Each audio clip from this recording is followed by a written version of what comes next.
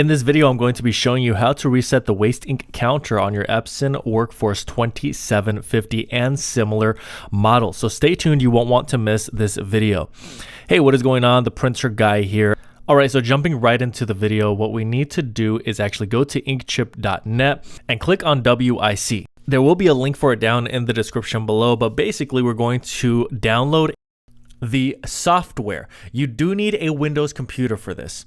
Now you're going to select WIC to get to the page where you can actually select your language and download the software. So we are still in the process of downloading the software. This is the application that's downloaded onto your Windows computer, and you can open that up and begin the downloading process. You're going to click yes, okay, go through all the prompts to actually download the software, and you will be presented with different languages. Of course, select your language. Mine is English, so I'm selecting English.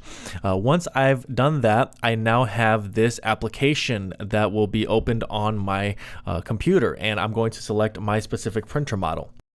Now, it is important to note that you do need to be connected directly from your PC, computer, or laptop to your printer with a USB cable. So once all of that has been settled, we can now purchase a key, a reset key. So we are going to actually click on WIC, and this is the page where we will be brought to where we can actually purchase a WIC key.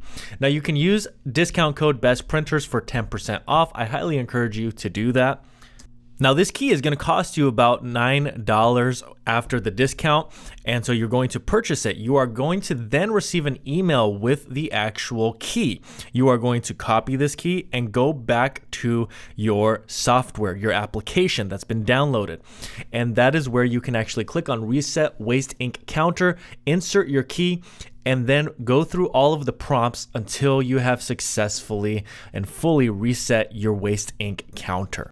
All right, so once you have gone through the entire process, your printer may have reset, you can actually click on Read Waste Ink Counter, and you should show all zeros on all three categories, and that will show and indicate to you that you have fully reset the waste ink counter on your Epson Workforce 2750. Again, remember to use inkchip.net and the promo code BESTPRINTERS for 10% off. Thank you so much for watching until the end of this video. I handpicked 2 videos that are here on the screen for you to watch next. Also consider subscribing to this channel. There's so much helpful content for you if you're a printer owner, and it's just good to have a resource like this for you in the future, whether you're dealing with a printer that's not printing well or you need more printer recommendations. So I look forward to seeing you again in another video.